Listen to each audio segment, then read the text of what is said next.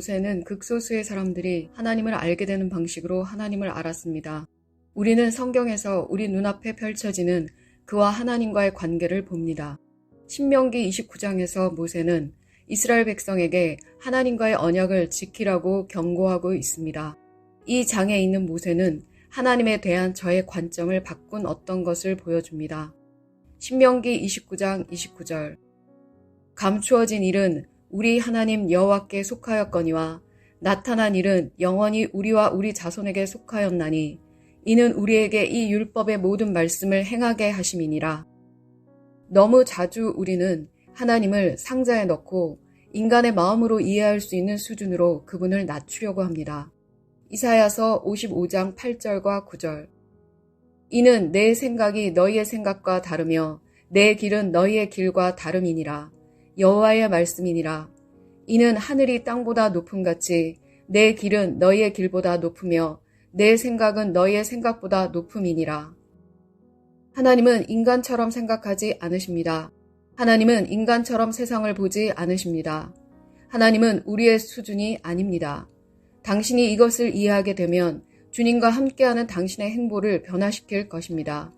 하나님은 높으시고 영광스럽고 고귀하신 분이십니다. 이것이 우리가 그분을 이해하기 위해 고군분투하는 이유입니다. 시작이 없는 존재를 어떻게 이해할까요? 거룩함 그 자체이신 분을 어떻게 이해할 수 있습니까? 영원부터 영원까지 살아계신 분을 어떻게 이해할 수 있습니까? 주 우리 하나님께만 속한 비밀이 있습니다. 우리는 그분의 이해의 문을 열려고 하거나 미래에 숨겨진 것들을 드러내려고 애쓰지 말아야 합니다. 하나님께 속한 비밀한 것들의 몇 가지 예를 들어보겠습니다. 마태복음 24장 36절에서 예수님이 언제 오실지 자신도 천사들도 모르고 오직 아버지만 아신다고 말씀하셨습니다. 그러나 그 날과 그 때는 아무도 모르나니 하늘의 천사들도 아들도 모르고 오직 아버지만 아시느니라. 구약 성경에 특이한 방식으로 하나님을 이해하고 경험한 두 사람이 있습니다. 모세와 다윗입니다. 시편 103편 7절 그의 행위를 모세에게 그의 행사를 이스라엘 자손에게 알리셨도다. 모세가 하나님의 길을 배우기를 구하였고 하나님을 알 수 있었습니다. 출애굽기 33장 13절 내가 참으로 주의 목전에 은총을 입었사오면 원하건대 주의 길을 내게 보이사 내게 주를 알리시고 나로 주의 목전에 은총을 입게 하시며 이 족속을 주의 백성으로 여기소서. 모세는 어떻게 주님을 알게 되었습니까? 하나님은 모세에게 그분의 마음을 들여다보게 하셨습니다. 모세는 하나님의 행적을 보는 것 이상으로 나아갈 수 있었습니다. 하나님은 다른 인간이 볼 수 없는 하나님에 대한 것을 모세에게 보여주셨습니다. 모세의 삶과 하나님께서 자신을 그에게 어떻게 계시하셨는지 살펴봅시다. 모세는 애굽에서 노예로 태어났습니다. 바로가 모든 이스라엘 남자 아이들을 죽이라는 명령을 내릴 때였습니다. 모세는 태어났고 어린 시절 몇 달을 숨어서 보냈습니다. 그의 어머니와 누이 미리암이 바구니를 만들어 아기 모세를 숨겼고 그를 강 아래로 떠내려 가도록 했습니다. 바로의 딸이 모세를 발견해서 강에서 끌어내어 자신의 자녀로 키우기로 결정했습니다. 모세가 애굽 궁정에서 자라지만 그는 자신이 히브리인이라는 사실을 알고 있었습니다. 어느 날 애굽 노예 주인이 히브리인을 때려 죽이는 것을 목격합니다. 분노한 모세가 애굽 노예 주인을 죽입니다. 애굽인을 경솔하게 죽인 대가를 두려워하여 모세는 광야로 도망하여 40년 동안 시나이 반도 사람들 사이에서 목자로 살았습니다. 하나님은 불타는 덤불 속에서 모세에게 말씀하셨습니다. 애굽으로 내려가 바로와 대면하고 내 백성을 보내라고 말하라고 하셨습니다. 하나님이 막대기로 뱀이 되게 하셨습니다. 바로가 완고하여 모세의 말을 듣지 아니하므로 하나님께서 자연을 사용하여 그분의 백성을 위해 싸우셨습니다. 재앙이 나고 물이 피로 변했습니다. 개구리가 나와서 바로와 그 백성의 침상에 있었습니다. 이와 파리, 메뚜기가 나와서 애굽 땅을 점령했습니다. 하나님께서 바로에게 내 백성이 나가게 하라고 거듭 경고하셨습니다. 그러나 바로는 완고하여 역병과 종기, 우박과 흑암 등의 재앙을 받게 됩니다. 출애굽기에서 우리는 하나님이 모세에게 자신을 계시하는 것을 봅니다. 출애굽기 33장 17절에서 23절. 여호와께서 모세에게 이르시되 내가 말하는 이 일도 내가 하리니 너는 내 목전에 은총을 입었고 내가 이름으로도 너를 알미니라. 모세가 이르되 원하건대 주의 영광을 내게 보이소서. 여호와께서 이르시되 내가 내 모든 선한 것을 내 앞으로 지나가게 하고 여호와의 이름을 내 앞에 선포하리라. 나는 은혜 베풀 자에게 은혜를 베풀고 긍휼히 여길 자에게 긍휼을 베푸느니라. 또 이르시되 내가 내 얼굴을 보지 못하리니 나를 보고 살 자가 없음이니라.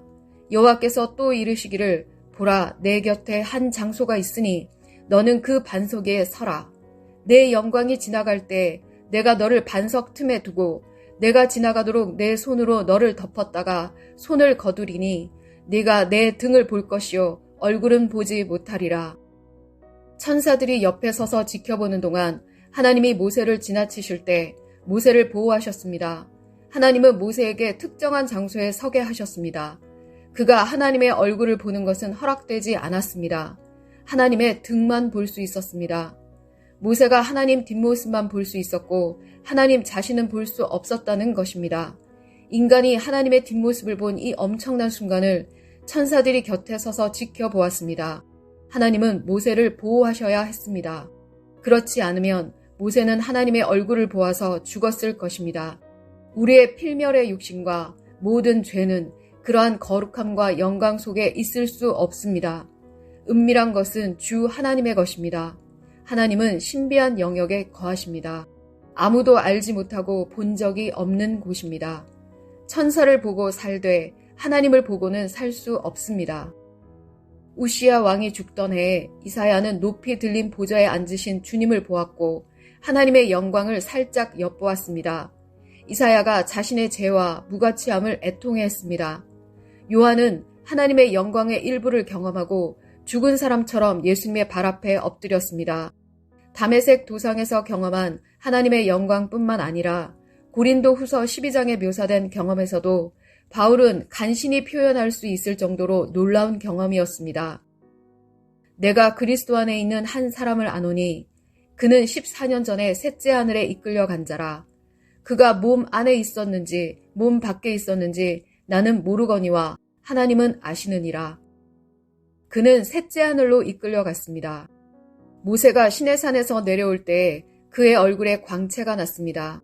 출애굽기 34장 29절과 30절. 모세가 그 증거의 두 판을 모세의 손에 들고 시내산에서 내려오니 그 산에서 내려올 때 모세는 자기가 여호와와 말하였으므로 말미암아 얼굴 피부에 광채가 나나 깨닫지 못하였더라. 아론과 온 이스라엘 자손이 모세를 볼 때 모세의 얼굴 피부에 광채가 남을 보고 그에게 가까이 하기를 두려워하더니 모세의 하나님과의 만남은 그를 육체적으로 변화시켰습니다. 모세의 얼굴이 너무 광채가 나서 지도자들과 이스라엘 백성 모두 그에게 가까이 하기를 두려워했고 수건으로 그의 얼굴을 가려야 했습니다. 놀라운 점은 모세는 그의 얼굴에 일어난 일을 깨닫지 못했다는 것입니다.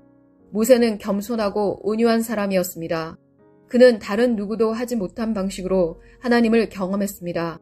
겸손과 온유는 당신을 하나님과 먼 길을 가게 할 것입니다. 출애굽기 40장에서 모세가 성막을 세우는 것을 봅니다.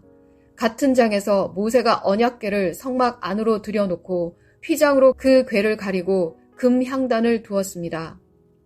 아무도 할 수 없는 일을 모세가 했습니다. 모세가 아무나 들어가지 못하는 성소에 들어가서 거룩하고 성스러운 것에 손을 대는 것을 이해하십니까?